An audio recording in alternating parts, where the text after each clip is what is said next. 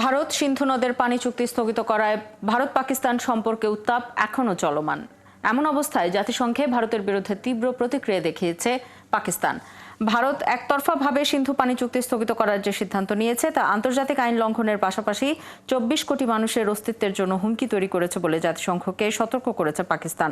শুক্রবার সন্ধ্যায় জাতিসংঘের সশস্ত্র সংখ্যাতে পানি সম্পদ সুরক্ষা বিষয়ে আয়োজিত এক বৈঠকে পাকিস্তান এই উদ্বেগ জানায়।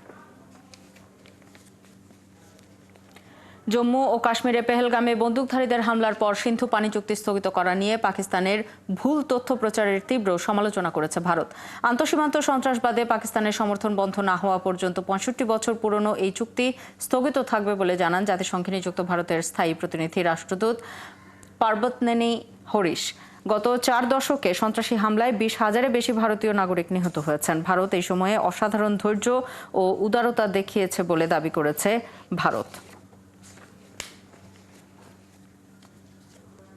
পাকিস্তানের পাঞ্জাব প্রদেশে ভারী বৃষ্টি ও তীব্র ঝড়ের কারণে অন্তত ১৯ জন মারা গেছেন, আহত হয়েছেন আরও ৯২ জন।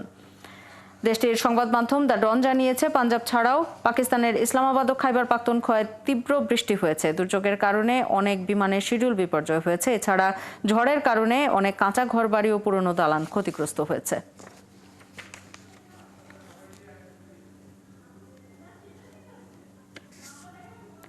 ভারী বৃষ্টিতে বিপর্যস্ত হয়ে পড়েছে ভারতের রাজধানী দিল্লি ও আশেপাশের এলাকা। এতে জলাবদ্ধতা দেখা দিয়েছে দিল্লির রাস্তাঘাটে। রাস্তায় গাছ উপড়ে পড়ায় সৃষ্টি হয়েছে ব্যাপক জনদুর্ভোগ। রাতভর ভারী বৃষ্টি, ঝোড়ো হাওয়া ও বজ্রপাতের কারণে ব্যাহত হয়েছে ফ্লাইট চলাচলও। দেশটির বার্তা সংস্থা এএনআই জানিয়েছে, দিল্লির মতিবাগ, মিন্টো রোড ও দিল্লি বিমানবন্দরের টার্মিনাল ১-এর আশেপাশে প্রচণ্ড জলাবদ্ধতা দেখা গেছে। বৃষ্টির মধ্যে ঘন্টায় ৪০ থেকে ৬০ কিলোমিটার বেগে তীব্র ঝোড়ো হাওয়া বইতে থাকায় দিল্লির ইন্দিরা গান্ধী আন্তর্জাতিক বিমানবন্দরে ফ্লাইট চলাচলে বিঘ্ন ঘটে।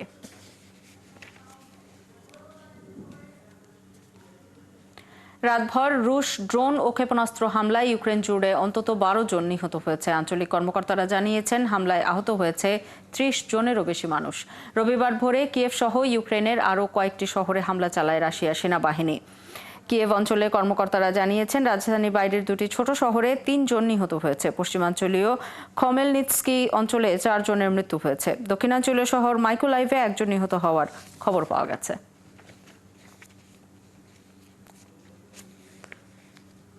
টানা দ্বিতীয় দিনের মতো বন্দি বিনিময় করল ইউক্রেন এবং রাশিয়া। শনিবার দুই দেশের পক্ষ থেকে ৩০৭ জন করে ব্যক্তিকে ছেড়ে দেওয়ার তথ্য আলাদাভাবে নিশ্চিত করেছেন ইউক্রেনীয় প্রেসিডেন্ট ভলোদিমির জেলেনস্কি এবং রুশ প্রতিরক্ষা মন্ত্রণালয়। সামাজিক যোগাযোগ মাধ্যম টেলিগ্রামে জেলেনস্কি লিখেছেন, আগামীকাল আরও বেশি সংখ্যক বন্দি বিনিময় হবে। তিনি জানান, তার উদ্দেশ্য হল রাশিয়ার বন্দিদশা থেকে সব ইউক্রেনীয়কে ছাড়িয়ে আনা। এই বন্দি বিনিময়কে শান্তি আলোচনা শুরুর সম্ভাব্য সূচনা বলে উল্লেখ করেছেন মার্কিন প্রেসিডেন্ট ডোনাল্ড ট্রাম্প।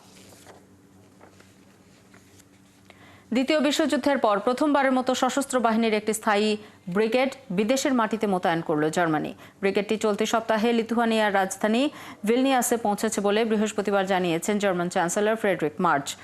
ভিলনিয়াসে এক সামরিক অনুষ্ঠানে আনুষ্ঠানিকভাবে জার্মান ব্রিগেড মোতায়েনের কথা জানান চ্যান্সেলর মার্চ। তিনি বলেন, বাল্টিক মিত্রদের নিরাপত্তা মানেই জার্মানির নিরাপত্তা। এদিকে শনিবার জার্মান প্রতিরক্ষা মন্ত্রী বরিস পিস্তোরিউস বলেছেন, সেনাবাহিনীতে পর্যাপ্ত স্বেচ্ছাসেবক না মিললে ২০২৬ সালের শুরু থেকে বাধ্যতামূলক যোগদানের বিধি পুনরায় চালু করার বিষয়টি বিবেচনা করতে পারে জার্মানি। গাজায় চলমান মানবিক সংকট মোকাবেলায় আরও খাদ্য সহায়তা প্রয়োজন বলে জানিয়েছে জাতিসংঘ। খাদ্য সহায়তা বহনকারী ট্রাকগুলো লুটপাটের শিকার হচ্ছে বলে জানিয়েছে সংস্থাটি। এতে খাদ্য বিতরণ কর্মসূচি মারাত্মকভাবে বাধাগ্রস্ত হচ্ছে। এরই মধ্যে খাবারের ট্রাকগুলো লুটের হাত থেকে রক্ষাকারীদের ওপর বিমান হামলা চালিয়েছে ইসরায়েল। আরও জানাচ্ছেন ঋতু সাহা। গাজা জুড়ে এখন খাবারের জন্য হাহাকার অবস্থা। এমন, নির্দিষ্ট গন্তব্যে যাওয়ার আগেই লুট হয়ে যাচ্ছে ত্রাণের ট্রাক। নিরাপদে দুর্গত মানুষের কাছে ত্রাণ পৌঁছাতে না পারলে গাজায় চলমান সংকট আরও ভয়াবহ রূপ নিতে পারে বলে সতর্ক করেছে জাতিসংঘ। জাতিসংঘের ফিলিস্তিনি শরণার্থীদের জন্য ত্রাণ ও কর্মসংস্থান সংস্থা UNRW এর প্রধান ফিলিপ লাজারিনি বলেছেন, গাজায় যা চলছে তা একটি মানবিক বিপর্যয়। এখন যে পরিমাণ সহায়তা ঢুকছে তা প্রয়োজনের তুলনায় নগণ্য। এটাকে খড়ের গাদায় সূচের মতো বলেছেন তিনি। লাজারিনি আরও বলেন, সহায়তা ঠিকমতো পৌঁছাচ্ছে না, কোনোটা রাস্তায় লুট হচ্ছে, আবার কোনোটা নিরাপত্তাহীনতার কারণে আটকে রয়েছে। গেল ২রা মার্চ থেকে আরোপিত পূর্ণ অবরোধের পর এই সপ্তাহে প্রথমবারের মতো খাদ্য ও মানবিক সহায়তা বহনকারী ট্রাক গাজায় প্রবেশ করতে দিয়েছে ইসরায়েল। তাদের দাবি, সোমবার থেকে ৩০০টিরও বেশি সহায়তা বহনকারী ট্রাক গাজায় প্রবেশ করেছে। তবে জাতিসংঘ বলছে, যুদ্ধ শুরুর আগে প্রতিদিন গাজায় ৫০০ থেকে ৬০০ ট্রাক প্রবেশ করত। এই খাবার কি শিশুদের জন্য যথেষ্ট? দিনের পর দিন তাদের স্বাস্থ্যের অবনতি হচ্ছে। তাদের মধ্যে কেউ কেউ রক্তশূন্যতায়ও ভুগছে। তাদের জন্য কোনো পুষ্টিকর খাবার নেই এখানে। তাদের পরিপূরক প্রয়োজন, তাদের শাকসবজি, ফলমূল এবং অন্যান্য শিশুদের মতো খাবার প্রয়োজন, কিন্তু এখানে তাদের জন্য কিছুই নেই। আমরা অনেক ক্লান্ত। এখন মৃত্যুই আমাদের জন্য অনেক বেশি সম্মানজনক। আমার বাচ্চারা খাবারের জন্য জেগে ওঠে। তারা কিভাবে খাবে, কিভাবে দিন কাটবে, এই কথা ভেবে আমি রাতে ঘুমাতে পারি না। এদিকে এই মাসের শেষের দিকে 4টি বিতরণ কেন্দ্র চালু করার কথা রয়েছে যুক্তরাষ্ট্র ও ইসরায়েলের যৌথ সহায়তা পরিকল্পনা গাজা মানবিক ফাউন্ডেশনের। তবে জাতিসংঘ ও অন্যান্য মানবিক সংস্থা এই নতুন উদ্যোগকে অস্বীকৃতি জানিয়েছে।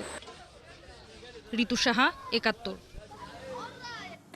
ইয়েমেনের দক্ষিণাঞ্চলে যুক্তরাষ্ট্রের হামলায় আন্তর্জাতিক সন্ত্রাসবাদী সংগঠন আল কায়দার ৫ সদস্য নিহত হয়েছে। নিহতদের মধ্যে আল কায়দার একজন স্থানীয় নেতা রয়েছে বলে জানিয়েছে ইয়েমেন। স্থানীয় সময় শুক্রবার সন্ধ্যায় আল মারাকশার উত্তরে মার্কিন হামলার এই ঘটনা ঘটে। অঞ্চলটি পাহাড়ি এলাকা, যা আল কায়দার আশ্রয়স্থল হিসেবে পরিচিত। নিহত ব্যক্তিদের নাম পরিচয় এখনও জানা যায়নি, তবে ধারণা করা হচ্ছে নিহত ব্যক্তিদের মধ্যে আল কায়দার একজন স্থানীয় নেতা ছিলেন।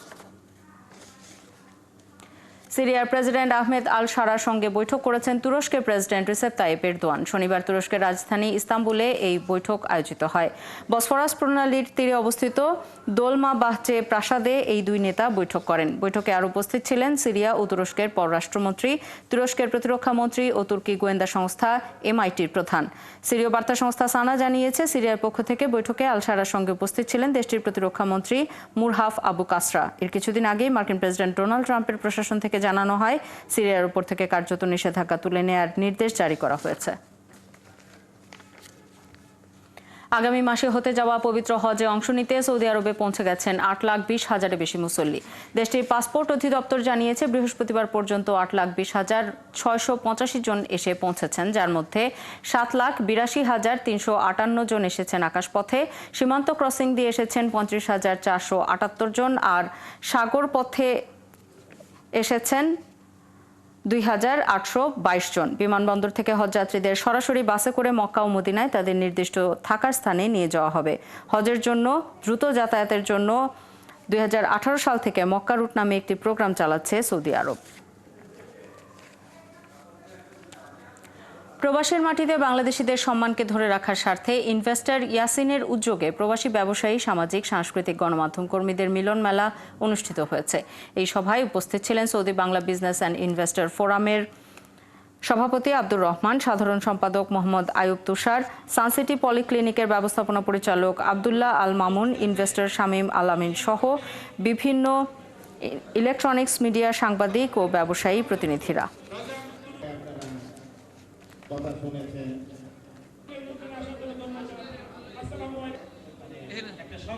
যুক্তরাষ্ট্রের সঙ্গে হুমকি নয়, বরং সম্মানের ভিত্তিতে বাণিজ্য সম্পর্ক অব্যাহত রাখতে চায় ইউরোপীয় ইউনিয়ন ইউ এর পণ্যের উপর 50% মার্কিন শুল্ক আরোপের হুমকির জবাবে একথা বলেন ইউ বাণিজ্য প্রধান ম্যারোস সেফকোভিচ।